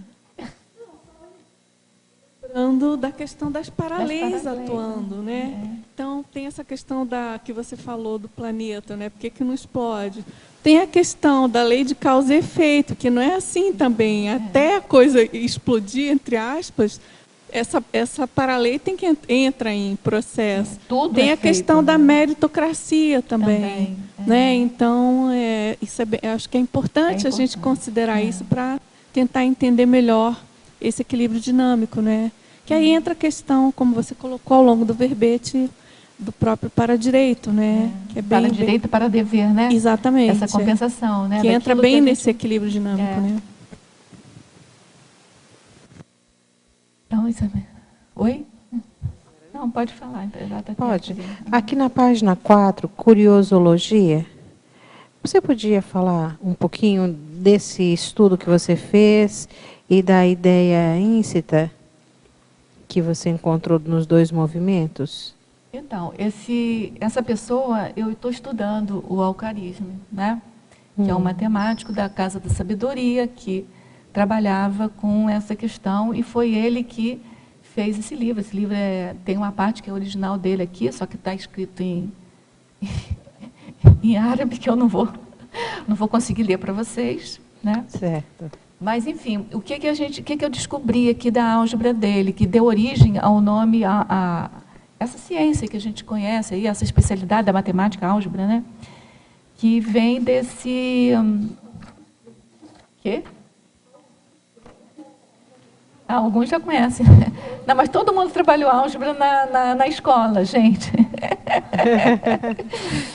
Não, mas todo mundo já trabalhou um pouco de álgebra, mesmo sem saber que era álgebra, né? Na escola. Então, esse Pode livro... não ligar o nome à pessoa, né? Mas já trabalhou com álgebra, né? Não, é assim, ó, esse livro é o Kitab al-Jabr wal-Muqabala, né? E esse livro, aí eu fiquei curiosa de saber por que saiu a álgebra e tal. Então, o que eu descobri? Que o algarismo, ele não usou um número para explicar a álgebra. Ele foi colocando tudo com explicações, assim, literais, assim, né? E o movimento que ele fazia, ele deu esse nome, daí que surgiu o al-Jabr wal-Muqabala, né? Que o al-Jabr é a restauração e o al-Muqabala era o equilíbrio. Então, vejam, o equilíbrio, aí tem o desequilíbrio e a restauração. Então, essa ideia do equilíbrio e restauração é uma ideia do equilíbrio dinâmico, na minha opinião. Então, só para vocês terem uma ideia, acho que todos já fizeram isso na escola. Sabe quando você vai fazer aquelas expressões que tem números dos dois lados? Por exemplo, você quer tirar x mais 2 igual a 3. Você quer tirar o x aqui que está somando, você subtrai 2 dos dois lados, né? X mais 2, então se eu subtrair 2 aqui e 2 lá, a balancinha, o equilíbrio se mantém. Essa ideia é a ideia do algarismo. Ele traduz tudo isso, mas ele não faz assim, em número, ele não bota x, não faz numericamente. E os dois conceitos que ele usa é o Jabr, né? O al-Jabr, e o Muqabala, que é o equilíbrio e a restauração. Então, quando ele põe de um lado, tira de um lado e põe do outro, ele está restaurando o equilíbrio. Tá certo? Aí eu achei super interessante. Na química tem isso muito claro, que é o efeito tampão do solo, por exemplo, que é minha área, né? Uhum. E o tempo inteiro a gente fala, olha, você colocou um produto aqui na solução do solo e vai tender a distribuir as equivalências daquelas cargas em torno da mesma área. Então, aquilo migra de uma área para outra até equilibrar. Quando eu estava estudando... Menos, né? O que tem menos vai receber de onde tem mais. Quando eu estava estudando sobre essa coisa do equilíbrio dinâmico, eu peguei um artigo da Revista Geográfica da América Central, que é a teoria do equilíbrio dinâmico em ambientes tropicais, que é um pressuposto da teoria do equilíbrio por G.K. Gilbert. E ele fala exatamente isso, que a água que cai por cima de uma superfície, que vai modificando aquela superfície, aí depois a própria superfície já elimina a água para as camadas inferiores, e isso é uma teoria dele do equilíbrio dinâmico do solo. Isso é a formação clássica de solo aqui, da sedimentação do solo. Em área tropical, Bom, muito bom, viu? Então, vamos lá, gente. Na fatologia, final da quarta linha, esclareça, por favor, a zona de conforto em mutação. A gente já falou mais ou menos sobre isso aqui. A ideia aqui é, zona de conforto, é um verbete do professor Waldo, que vocês podem aprofundar melhor, mas é um verbete neutro, ou seja, ele não é nosográfico. Quando você está numa zona de conforto, não significa que você está necessariamente parado, ao contrário. Para você fazer uma produção, ter uma eficácia produtiva, ter um equilíbrio, você tem que estar... O equilíbrio é uma certa zona de conforto. O que não pode é você ficar acomodado naquela zona de conforto. Então, a evolução significa essa zona de conforto em mutação. Claro, em mutação para melhor. Tá certo? Na fatologia, página 8ª linha, o que vem a ser devir evolutivo. O devir é um outro verbete do professor Waldo, que eu vou ler a definição para você, que é bem interessante, tem tudo a ver com o equilíbrio dinâmico.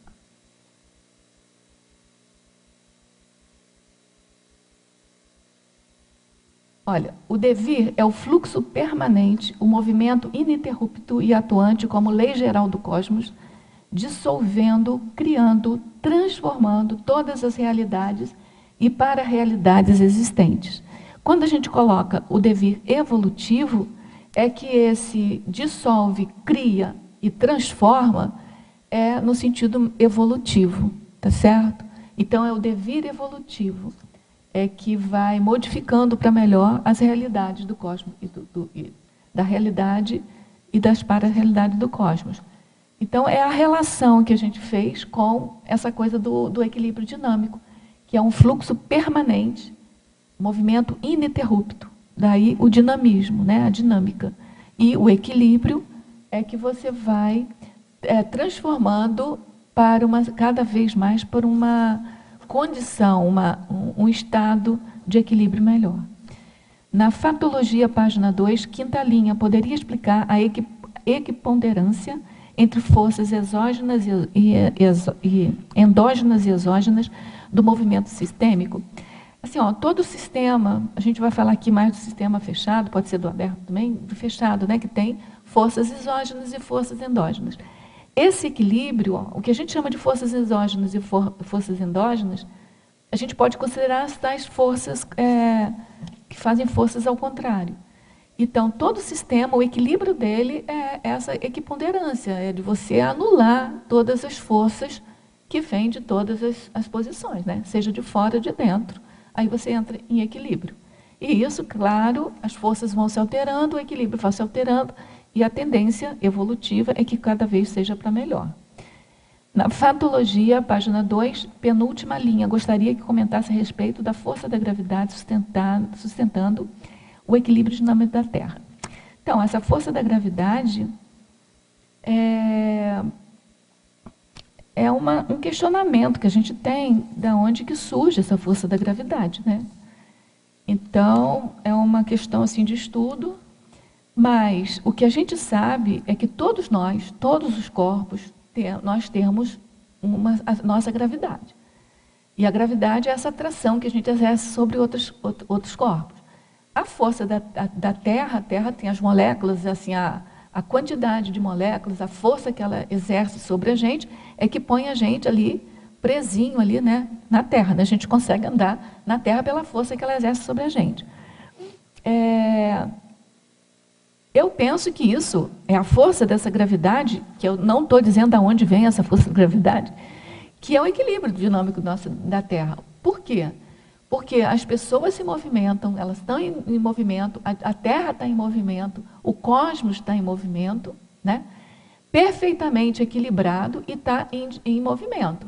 Então, por exemplo, a Terra não colide com outros planetas, tá certo? As estrelas estão lá nos seus lugares, está tudo em movimento, né? Às vezes tem umas ameaças aqui, outra ali, mas está tudo em movimento e está tudo coordenado, né? Está tudo em equilíbrio dinâmico.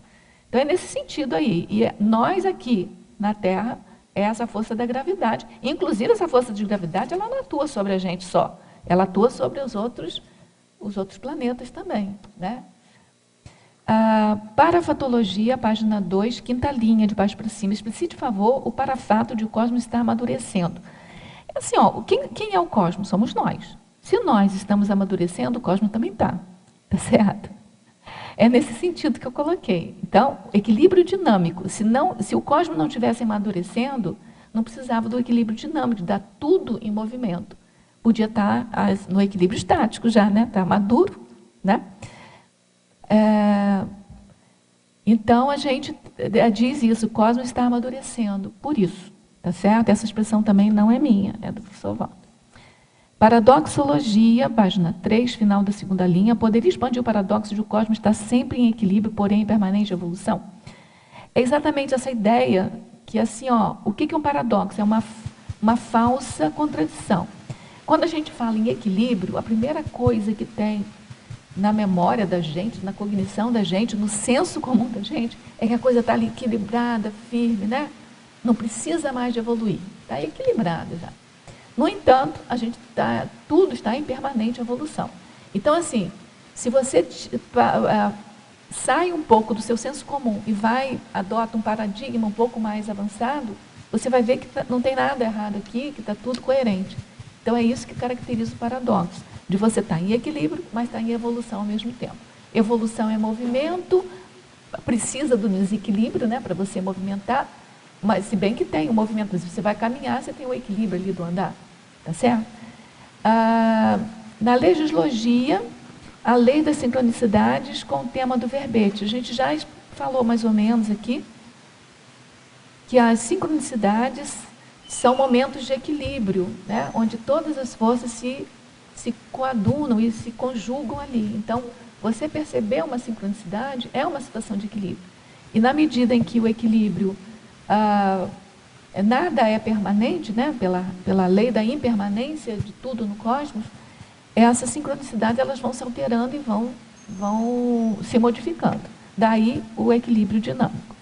Na contrapontologia, página 5, favor comentar os itens holomaturologia, mental somatologia, musicologia e paramatemáticologia. Então, deixa eu pegar aqui, holomaturologia, que é o 10.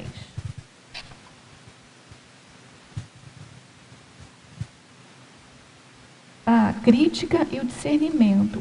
Essa crítica aqui, olha, é porque isso aqui depende da holomaturidade das pessoas. Essa crítica aqui é aquela crítica simplista, sabe? Da razão pura, convencional, de ficar criticando as coisas, de fazer crítica a tudo que se vê, sabe? Assim, mais filosófica, mais assim.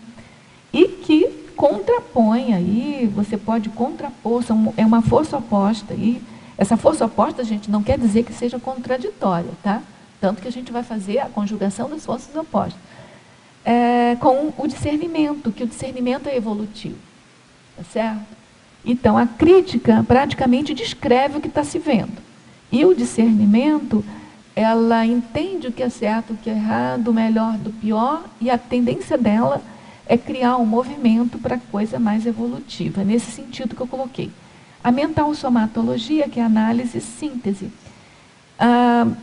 Análise e síntese são dois movimentos diferentes. A análise é o picotamento de todas as ideias, é você esmiuçar todas as questões, e a síntese é um movimento contrário. É um movimento de você pegar uma única ideia que tenha, que contemple, que tenha dentro dela os aspectos de todas as análises já elaboradas. Então, é um movimento, do meu ponto de vista, um pouco mais complexo do que a análise, tá certo? E é um movimento contrário. Um você picota, o outro é como se você juntasse tudo, espremesse e saísse um caldo, tá certo? Que é a síntese, né? E, como eu já falei no início, eu tinha levantado a hipótese de a análise ser considerado um movimento, né? Que você está em movimento, picotando tudo, e a síntese é o recolhimento, o equilíbrio e tal. Mas é a interpretação minha. Na musicologia, a consonância e a dissonância. A consonância, ela é a harmonia entre os acordes, é uma coisa agradável, né? A música e tal. A dissonância já são os sons sem resolução harmônica. Em geral, é desagradável. Embora a gente tenha músicas assim que façam a composição, né? De consonância com dissonância, e fica muito bonito. Mas, assim, pelo dicionário, inclusive, você vê que são essas duas coisas. Então, o que é a música, né? Diz para a gente, em termos de metáfora, né? A consonância é a gente fazer um acordo, um acorde, né? De consonância, de conformação com as pessoas. E a dissonância é o contrário, é um movimento sem essa harmonia. Então, essas duas forças ao contrário, é um pouco daquilo que a gente falou, né, da atração dos afins e a atração dos contrários. Tá certo? A dissonância vai exigir da gente a atração dos contrários e a consonância a atração dos afins. Tá certo? E a gente está nesse movimento. A gente tem consonâncias e tem dissonâncias nas interrelações. Tá certo? E o melhor é a gente fazer a síntese de tudo e procurar aí nosso equilíbrio, né? Na reurbanologia, página 5, o que se pode comentar sobre a ressoma compulsória? Isso a gente já falou um pouco, é daquela ressoma que a pessoa não escolhe e é a função maior do cosmos, né? É a prevalência maior da harmonia cósmica que faz com que isso ocorra. Na fatologia, página 1, quarta linha, os acertos do grupo evolutivo dinamizando a homeostasia grupal. Poderia comentar, se possível, com exemplos, os acertos do grupo. Por exemplo, você está num grupo, vamos supor um grupo familiar, e tem ali um problema com a mãe ou com o irmão, né? E aquilo ali acaba por tirar, vamos chamar assim, a harmonia de toda a família. Na medida em que você faça um acordo, um acordo até íntimo com você, de melhorar aquele acerto ali, de acertar aquela pendência com aquela pessoa, você vai melhorar toda a homeostasia do grupo, tá certo? A homeostasia aqui é no sentido de um equilíbrio grupal, tá certo? Então, acertos no grupo evolutivo vai dinamizar a homeostasia grupal, certo? O bem-estar construído diariamente poderia expandir? A gente já falou sobre isso também, quando a gente respondeu ali, sobre uma sequência aqui de novidade evolutiva que vai desorganizar a uniformidade e que isso vai dar uma pressão, vai tirar a pessoa, né, daquela inflexibilidade existencial, e isso vai exigir que a pessoa faça um trabalho, né, procure o bem-estar como o bem-estar dela diariamente, tá certo? Eu vou responder para você as outras duas perguntas por e-mail, tá? Ela, uma pessoa da Alemanha, eu vou responder para ela por e-mail, porque o nosso tempo já esgotou. Tá certo? Eu agradeço a todos vocês a presença, a força, mais do que nunca aqui, o equilíbrio aqui do campo, as energias que vocês mandaram para a gente. Obrigada para todos vocês. Tá certo?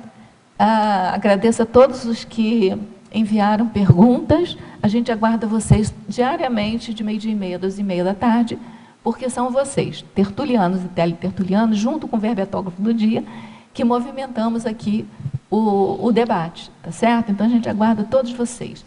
E passamos, então, para os nossos comerciais. Obrigado. As pontuações da tertúlia de hoje são 39 assinaturas no livro de presença, 15 perguntas presenciais e 25 perguntas respondidas online. Hoje nós temos 5 recados.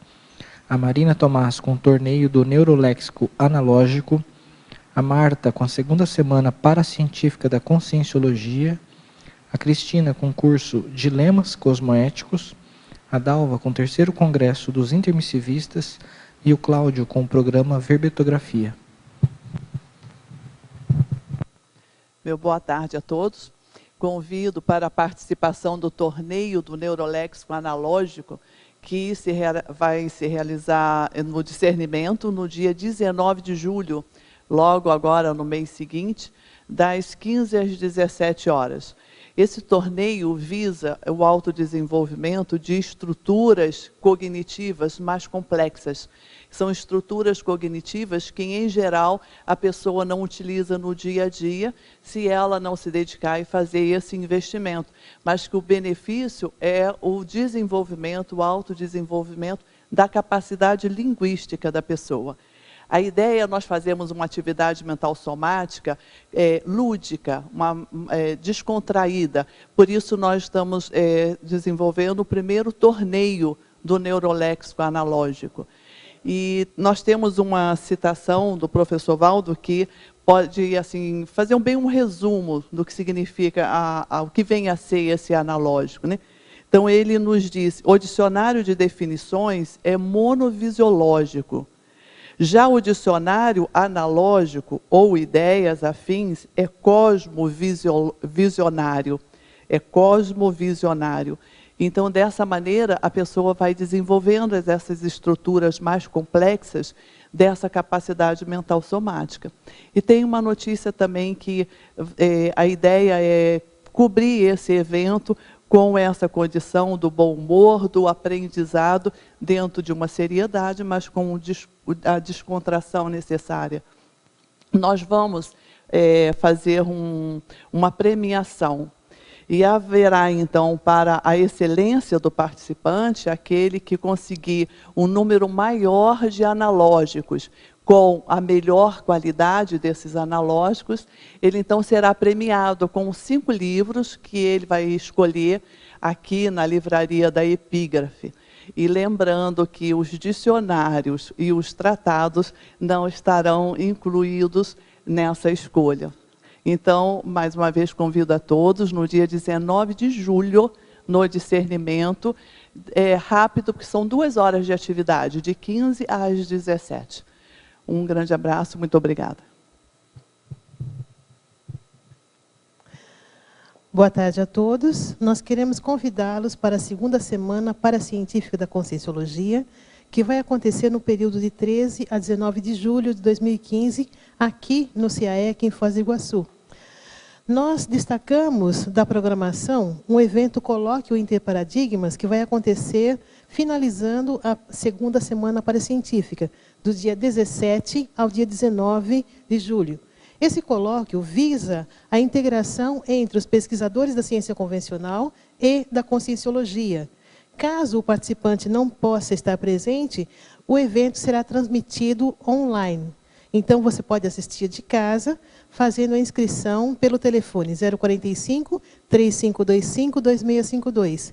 Nós destacamos que, nesse evento Colóquio Interparadigmas, nós teremos a presença de 19 pesquisadores. Então, fica o convite novamente, repetindo o telefone, 045-3525-2652. Até lá. Boa tarde a todos. A Juriscons, Associação Internacional de Paradireitologia, faz um convite a todos vocês a participarem de um curso inédito na CCCI, que tem como objetivo estimular o desenvolvimento do juízo cosmoético, o exercício do discernimento, a partir de considerações suscitadas pelo debate de dilemas cosmoéticos. Então, esse curso, Dilemas Cosmoéticos, ocorre no próximo domingo, dia 12 de julho, aqui no CAEC, tá certo?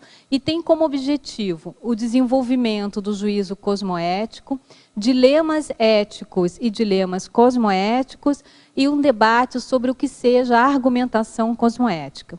Os professores desse curso serão professores Alexandre Zaslavski e Igor Paim. Então, para mais informações sobre o curso Dilemas Cosmoéticos, procurem o CAEC, façam as suas inscrições, porque nós temos um número limitado de vagas. Obrigada. Boa tarde. O CAEC e a Sinvex convidam a todos para reviver o ambiente prático de reflexão do curso do intermissivo. Dia 10 a 12 de julho, teremos o 3º Congresso Internacional dos Intermissivistas.